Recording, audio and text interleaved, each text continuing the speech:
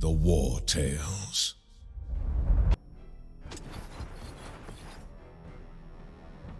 Good morning, YouTube. I hope everyone's well, enjoying their day thus far.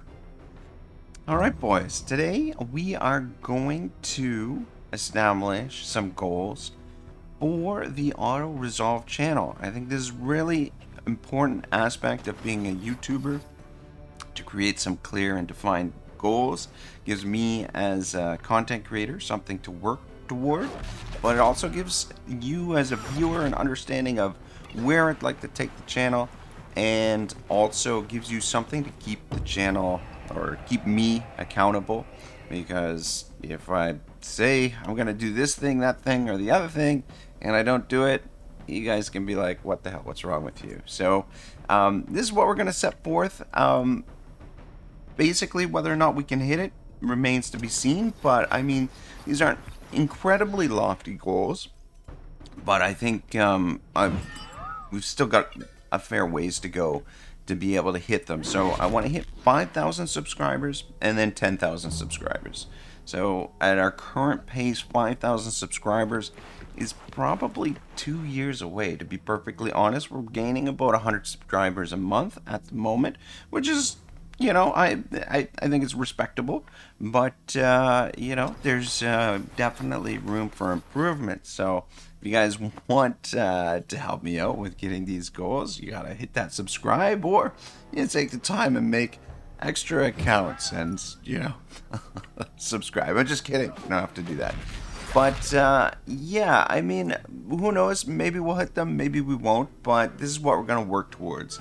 And so the reward that I'm gonna do for hitting these goals is we are going to do a Wartales hardcore challenge rules playthrough. We'll kick it off with a 24-hour stream that will be a fundraiser. I have a charity in mind that I'd like to use, but I want to do a little bit more research, just make sure that everything is on the up and for the charity.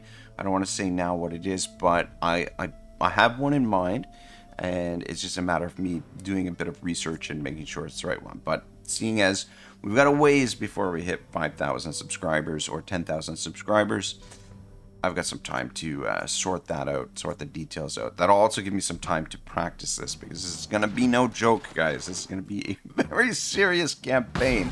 So when we hit 5,000 subscribers, that will kick off a 24-hour region-locked run. The 24-hour stream will probably be 2 parts, just because YouTube won't the VOD won't be available if it's beyond 12 hours, I think, for each part. So we have to keep each part under 12 hours. Otherwise, you won't be able to watch it after the live stream. But 5,000 subscribers, we're going to kick off the region locked run, which I will continue in future, we'll continue doing future episodes for, and hopefully to completion, whether that's, I mean, to be perfectly honest, these are probably going to be failed campaigns. I don't know that we're going to be able to finish them, but I mean, I'm going to give my best effort regardless. And then if we hit 10,000 subscribers, we'll do an adaptive run. And the reason why we'll do the region locked run first is just because we've got plenty of adaptive runs going right now, and there's been some grumblings that people want a little bit more region locked content, so I want to work towards that. But yeah, let me just quickly go over the rules. These aren't set in stone, but I think these are the ones I'm pretty much settled on right now. If you have an idea for a rule you'd like to see added here to make it even more difficult, let me know in the comments. Maybe I'll take the best one out of the ones in the comments, or if there's a couple that are really good, then maybe I'll add them. But for now, these are the 8 rules that we're going to go with. So first one, extreme difficulty. Pretty straightforward, just playing on extreme, and it'll be Iron Man mode as well, so there's no scum saving or whatnot. But I mean, that's, you know, goes without saying.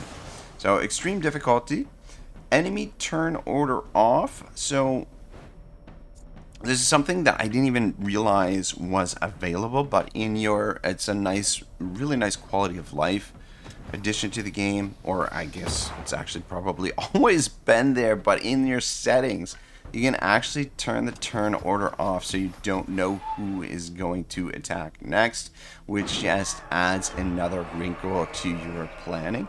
I think in a way, actually, this might make the game, I don't want to say easier, but like your thought process, like it changes the thought process for deciding your actions or whatever, which in a way might make it less complex for your decisions that you're making in a sort of way. But we'll maybe talk about that more when we actually play with the turn order off.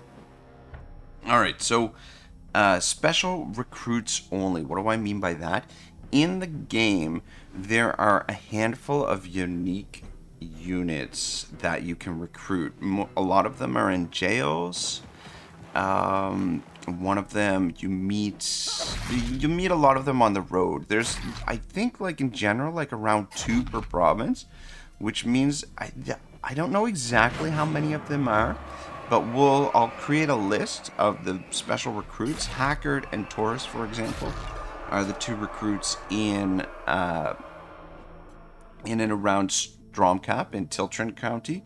So we'll create a list of those recruits, and those will be the only recruits that we can hire as mercenaries, which pretty much means that this is probably going to be a failed venture, just because we have a limited number of lives that we can use. Essentially, we can't just replace characters when they die, because there will be no one else available. So special recruits only. This is, yeah, gonna make it very difficult. Crafted gear only. Again, this is, just something that is going to make it that much more extreme in the challenge. Can't use any of the legendary gear. We can't use any of the gear that we pick up from enemies. Yeah. So just gonna have to rely on our strategy and cohesion as a group. Maximum 4 horses. One of the things you guys have seen me do throughout my playthroughs is usually I've got heaps and heaps of horses. It increases your carry capacity, it goes without saying, but also your mobility is drastically enhanced every time you put horseshoes on all these horses. Like, you can really boogie around the map with a ton of horses, but limiting it to the 4 horses that can be sort of set up to the hitching post will be a big limitation. Will be a bit of a hindrance for me in my campaign, especially with my play style. No grand theft. No grand theft. What do I mean by that? So in the game, one of the exploits that I've used occasionally, or maybe a lot, is I'll accumulate a huge stack of a specific item, and you can do it with any item, whether it's gems, something that you've crafted, medicines, but usually what I do is I accumulate the skill books, just because the skill books are incredibly useful. You'll need them to upgrade your characters, but also they're incredibly valuable. They're probably the most valuable thing. You can't really do it with trade goods, because of the way that when you sell trade goods to the market, they don't stay in that stack. Like, you won't be able to steal them back. But if you accumulate 10 or 20 or 100 skill books, basically you sell them to the merchant, and then you steal them back and then clean them. And yes, you'll have the guard chasing you, but there are ways around that, which we've discussed in previous videos. Don't necessarily need to cover it now. But yeah, that's what I mean by grand theft, is accumulating a whole bunch of items, selling it to a merchant, and then stealing it back, so that it's you're not really losing anything and you're just gaining money. It's essentially a infinite money pack in a way. So none of that. No grand theft. No tavern.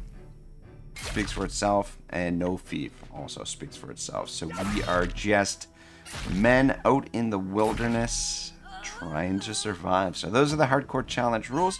I was kind of thinking about potentially adding no retreat, but no retreat would pretty much guarantee that this will be a failure. This is going to be pretty grim as it is. So I don't know. We'll see how she goes. I'm not sure what I'm thinking about animals. Whether animals do they count as recruits, or are we allowed to recruit as many animals as we want, or are we not using animals? That's a question we'll have to decide before we set out. But if we're not using regular recruits, animals might be a way for us to be able to absorb some of the punishment from enemies. But in an adaptive run, animals can make things a little bit more difficult for a variety of reasons. But region locked, we could potentially use an animal-based party to get through this thing, potentially, maybe. But anyway, guys, those are the goals. Hold me to it, and hopefully we can get there sooner than later. Like I said, 5,000 subscribers is probably about 2 years away at our recent pace, or at our current pace. But if we can pick things up, we could get there a lot sooner. This will give me a lot of time to practice and sort of wrap my head around how I'm going to try and manage this campaign. But this is something that I'm really looking forward to doing. And yeah, I hope you guys will help me get there. So thank you very much for watching. Have yourselves a wonderful day, and I'll see you soon. Otto signing out.